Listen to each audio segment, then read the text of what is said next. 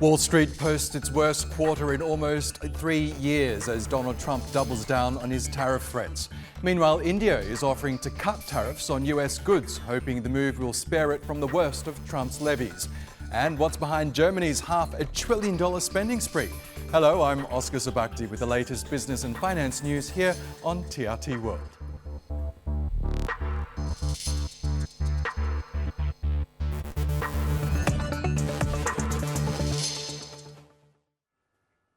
Global stocks are stabilizing after a day of deep losses triggered by the US President Donald Trump's latest threat that all countries would be hit by his tariffs. Japanese stocks have kicked off the new month with modest gains after falling into correction territory, with the Nikkei falling 4% in the previous session.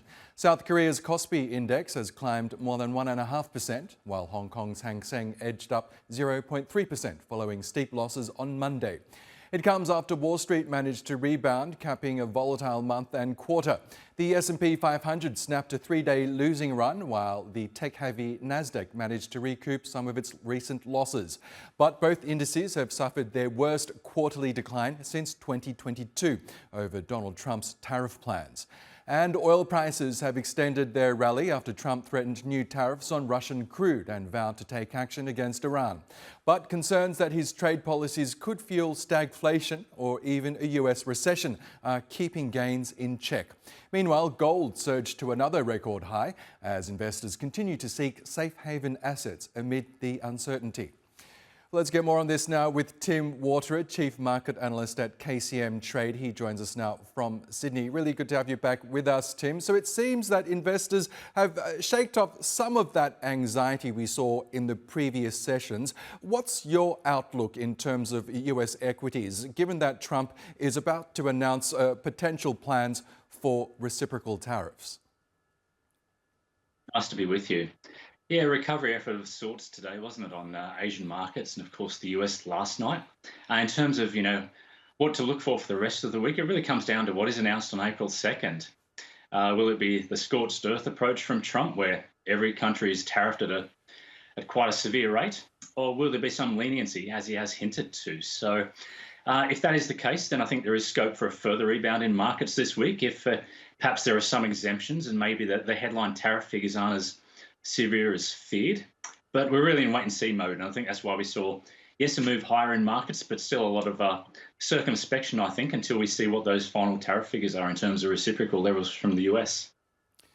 Can I ask you more about US stocks? Because in his first administration, Donald Trump took pride in the fact that Wall Street hit record highs under his watch, but he seems to be less concerned about US stocks right now and the impact that his tariff plans are having on US equities. Do you think Trump has perhaps shifted his focus away from Wall Street and onto other economic plans? Yeah, I think that's true, given the timing of where we are in this second term. So I think the calculation is that now's the time to implement structural change in the US economy with the hope that, well, there may be that short-term pain. There will be in better economic times ahead. And Trump's making, I guess, the calculation that will happen well ahead of next year's midterm elections in November. So I think he's playing a bit more of a longer game. So I'm sure he's still keeping an eye on the market. But I think, given, as I said, his second term, he's got a bit of time on his side before there could be, voter consequences or a backlash.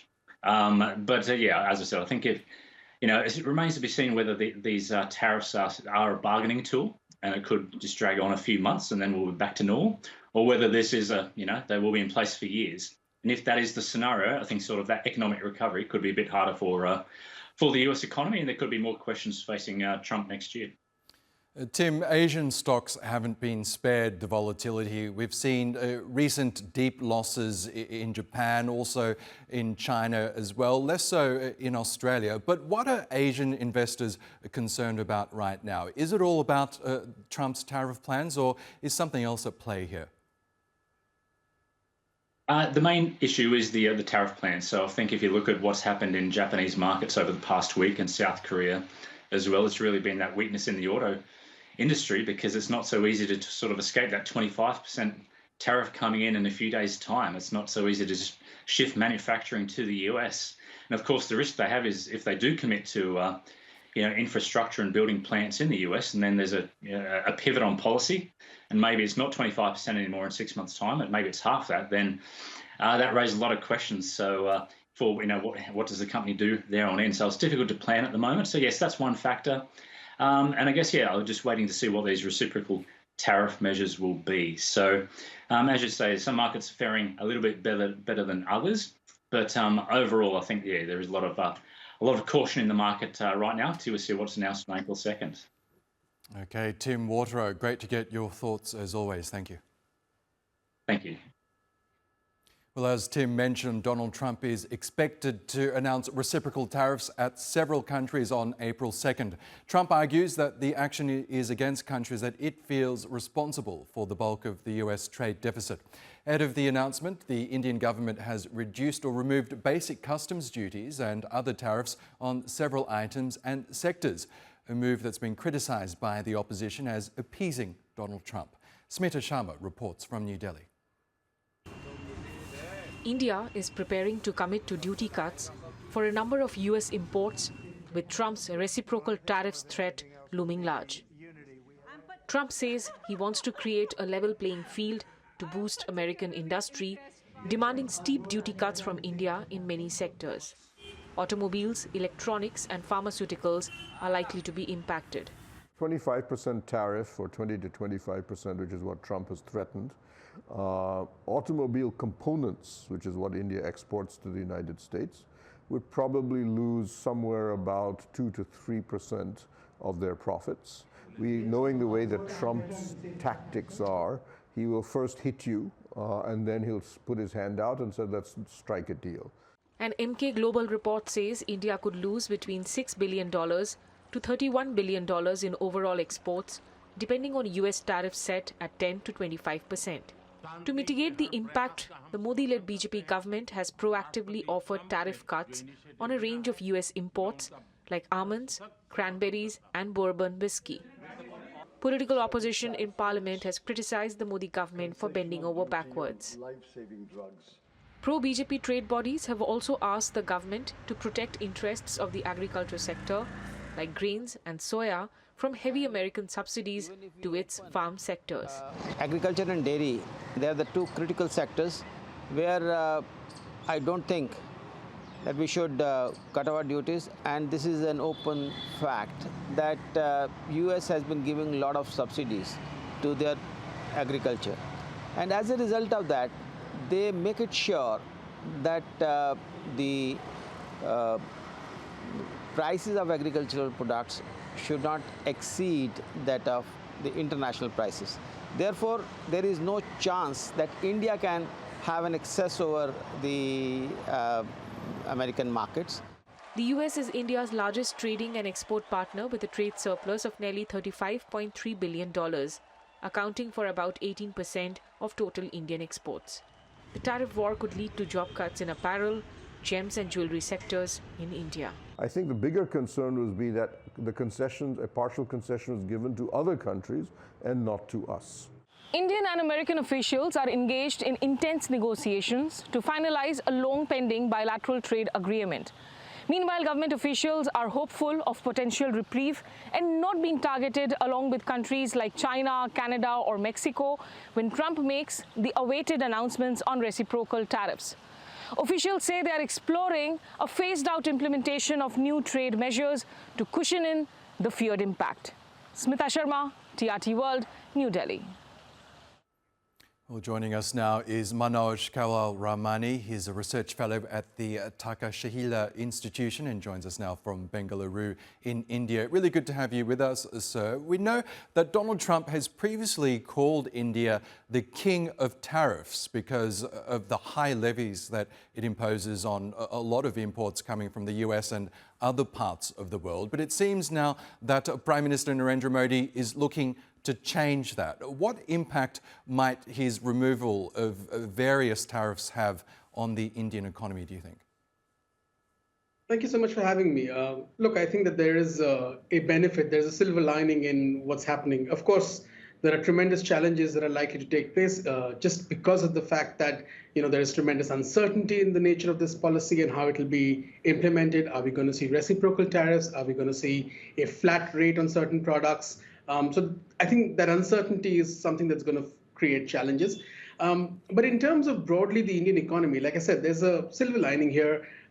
India's tariffs are high in certain domains, and it's really useful for this crisis to create an opportunity from an Indian point of view to try and reduce some of those tariffs. So I think it's a positive step that the government is actually working to reduce some of those tariffs. Of course, you'll have to look at it sector by sector. But in that sense, I think there's a silver lining here, right? You can use this opportunity to liberalize India's tariff regime across a range of products, which is beneficial to consumers, and it is also further beneficial to Indian exports. So I think that's how I would like to look at this issue. Now, in cutting tariffs on US goods, namely agricultural products, Narendra Modi is hoping that India will be spared the worst of Donald Trump's tariff plans. Do you think it'll work, though? Will Trump look at what Modi is doing and perhaps spare India from some of the harshest penalties? Look, I don't think at present we're going to be able to get a sense of what exactly is going to be the nature of this policy. But what we do know is that over the last 2 months, there has been intense negotiation between both the governments. The Indian Prime Minister visited the US. The Indian Commerce Minister was in the US just last month. And we've had a US trade delegation in India just last week. So there has been intense talk around this bilateral trade agreement, which is being fast-tracked. At the same time, there is an opportunity here for India to offer phased liberalization approach, right? The trickiest pieces of this will be the agricultural piece, particularly dairy. Those are sensitive sectors, and I think moving on those is going to be challenging. But on certain other agricultural products like almonds, alcohol, things like that, I think you can see that India can actually liberalize. Otherwise, also in areas like automobiles, electronics, chemicals, pharmaceuticals, there is scope for liberalization. Some of these are the biggest sort of elements of the India-US trade piece. So I think India can actually offer some of these concessions, which would be beneficial, and in turn seek reciprocal concessions from the United States.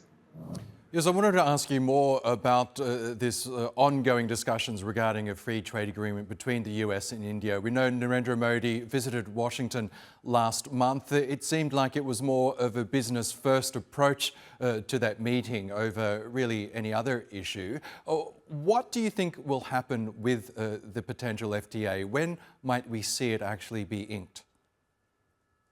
That's the million-dollar question, right? I mean, some of these negotiations can tend to last really, really long. So I'm not necessarily going to give you a timeline here, but I can tell you that there is obviously great interest between both governments, and the urgency that the policies of the Trump administration has injected makes me hopeful that we will actually see forward movement.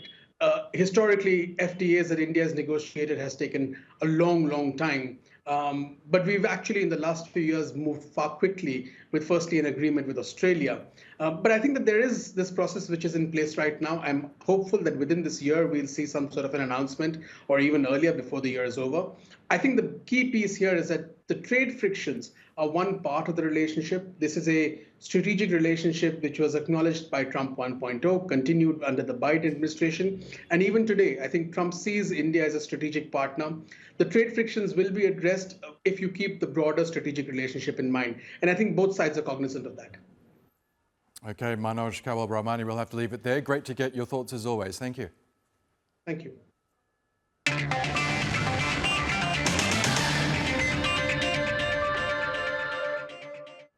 Now, a quick look at some of the other top business stories from around the world. The maker of ChatGPT, OpenAI, has raised $40 billion in its latest funding round, the largest ever for a private tech company. This brings its valuation to some $300 billion, nearly 3 times the previous record.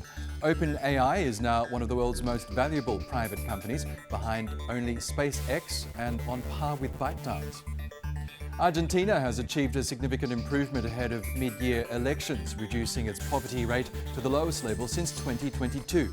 The rate fell to 38% in the second half of last year, down from 53% in the first half, though some attribute the drop to calculation issues rather than real improvements. The real challenge will be maintaining this decline, as Milei's easing of exchange controls may cause its currency to fluctuate and price increases. The Chinese property giant Vanke reported a $6.8 billion loss last year, its first annual loss since listing more than 3 decades ago. The company blamed falling sales, high debt and a tough real estate market, despite Beijing's recovery efforts. Revenue also dropped over 25% year on year to nearly $50 billion. Now, Germany's massive new spending plan is shaking up Eurozone financial markets. As Berlin ramps up borrowing for defence and infrastructure, the pressure on already debt-burdened EU countries is intensifying. Germany has traditionally borrowed very little money, keeping the supply of its government bonds very low. But after 2 decades of fiscal restraint, Europe's biggest economy is finally joining the high debt club. In a historic shift, German lawmakers recently approved hundreds of billions of euros for new defence and infrastructure projects. This spending aims to bolster Germany's defence capabilities in the face of growing threats from Russia and uncertainties regarding US foreign policy under President Trump.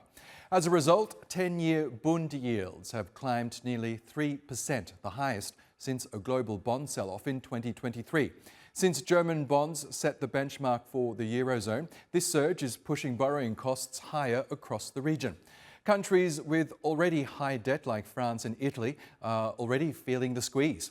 France's 10-year bond yield now exceeds 3.6%, its highest in over a decade, while Italy's has hit 4%. Without spending cuts or higher tax revenue, their debt levels could rise significantly by 2030. Well, despite rising borrowing costs, financial markets remain relatively calm. The euro has even strengthened, and some investors believe Germany's extra spending might boost overall economic growth. But if other Eurozone countries follow Germany's lead and increase spending on defence, financial stress could increase. Weaker economies with high debt may struggle to attract lenders, making borrowing even more difficult. This could force their governments to cut public services, raise taxes, or reduce social benefits to manage its finances.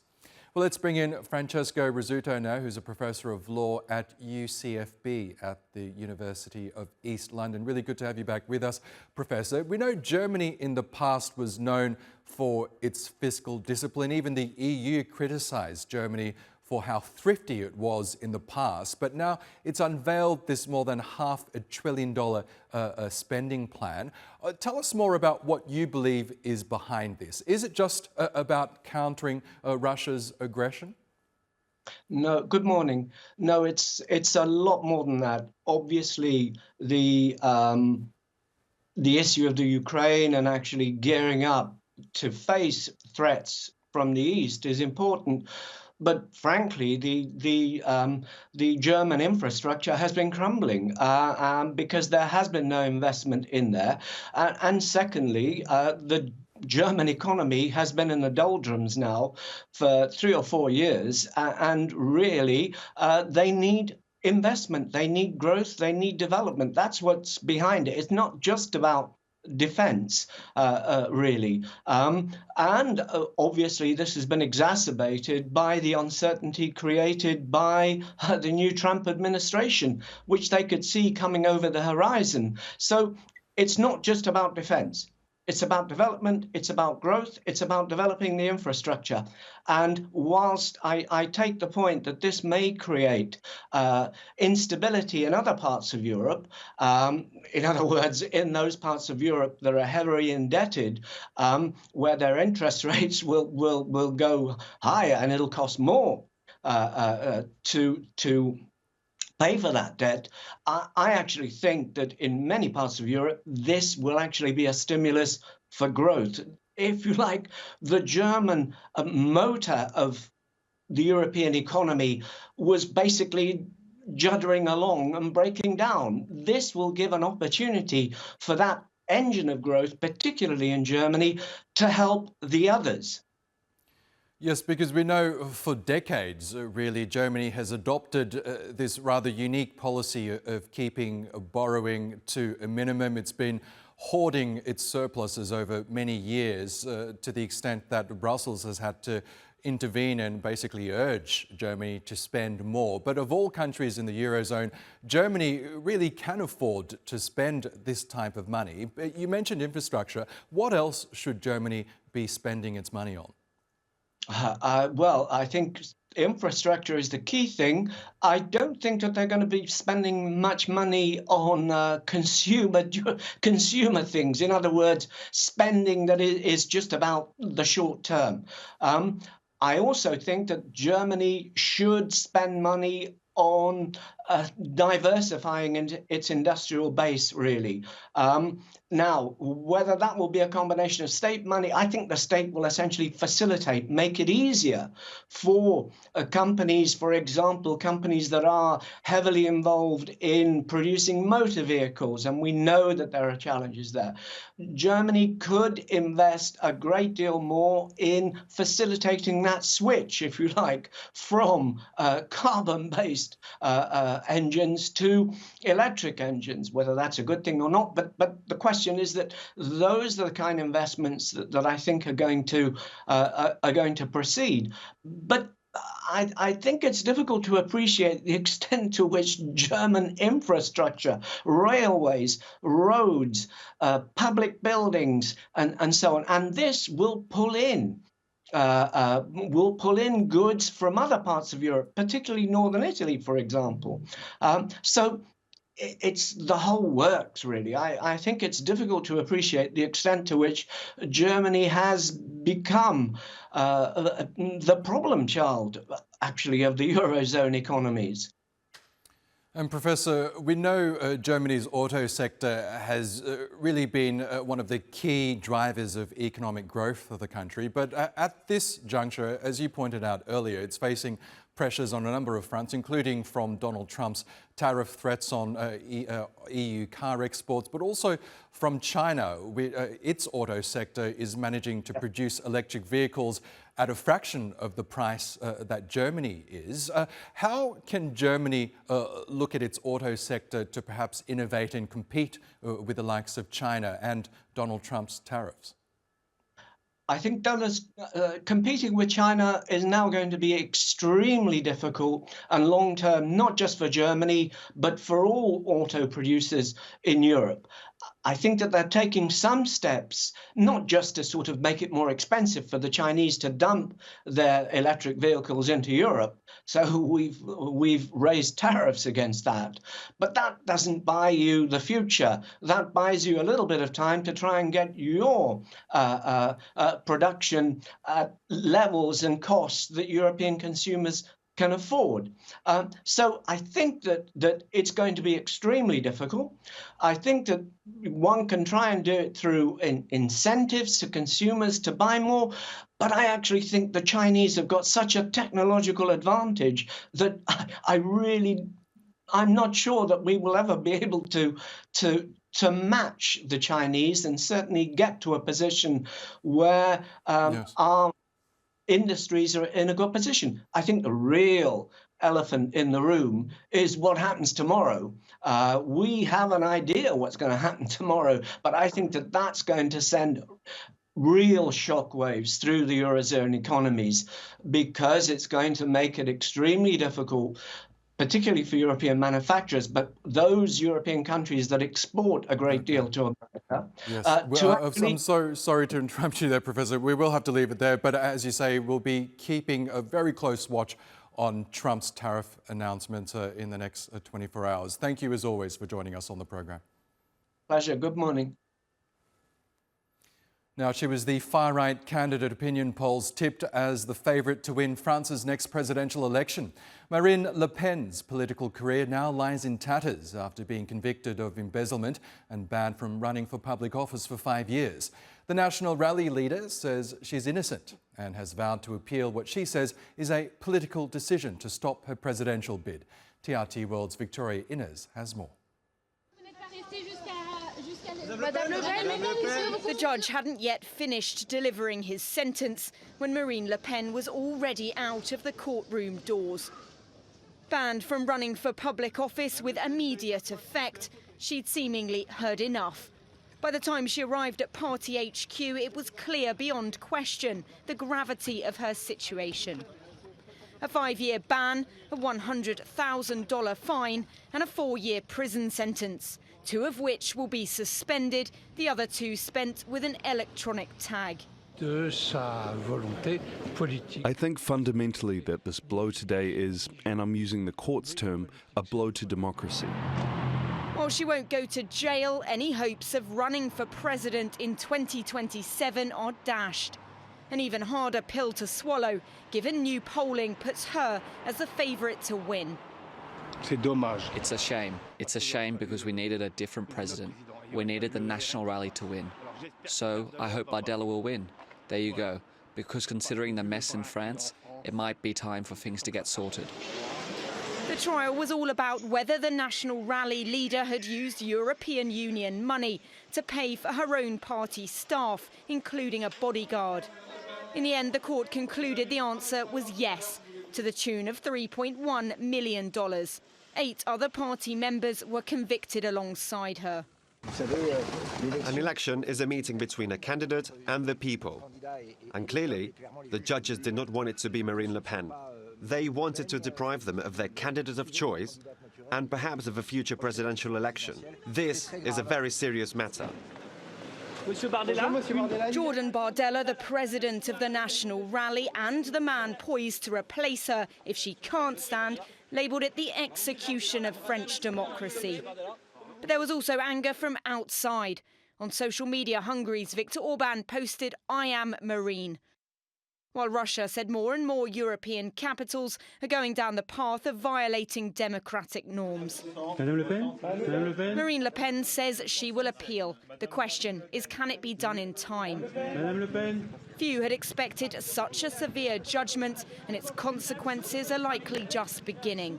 Nonetheless, it is a devastating blow to a leader who believed she was on the cusp of power. Victoria Innes, TRT World.